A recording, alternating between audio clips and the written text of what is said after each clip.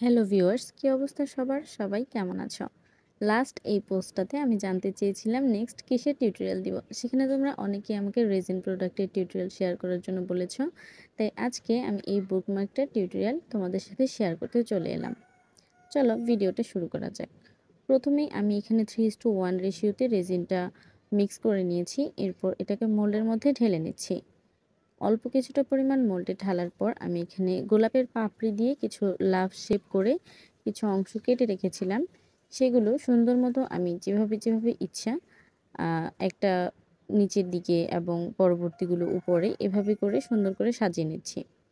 এই যে প্রথমটুকু বসানোর পর আমি আরেকটা লাভ বসাইছি এবং আরও কিছু ফুলের পাপড়ি এখানে বসানোর পর র্যান্ডমলি কিছু পাপড়ি দিয়ে দিচ্ছিলাম। তারপর আমি একটা কাগজের উপর শিফট করে নিয়েছি যেন রেজিনটা পড়লে আমার টেবিলটা নষ্ট না হয়। তো এভাবে আমি আমার মন মতোই এটাকে একটু ডেকোরেশন করে নিয়েছি। তোমরাও চাইলে তোমাদের মন মতো ডেকোরেশন করে নিতে পারো।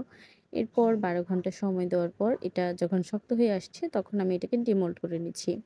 দেখতেই পাচ্ছ অনেক সহজে ডিমোল্ড হয়ে যাচ্ছে। আর এই রেজিন ডিমোল্ড করার প্রসেসটা খুবই স্যাটিসফাইং। যাই হোক, তো এটার মতো আমি আরও একটা বুকমার্ক তৈরি করছি, সেটা হচ্ছে সিকোয়েন্স আর হচ্ছে চুমকি দিয়ে। তো এটা আমি তোমাদেরকে বইয়ের মধ্যে রেখেও দেখাই দিচ্ছি কেমন লাগছে বইয়ে রাখলে। এই হচ্ছে তার ফাইনাল লুক। সবাই জানাবে কেমন হয়েছে এবং থ্যাংকস ফর ওয়াচিং। দেখা হবে নেক্সট কোনো ভিডিওতে। Till then, bye by.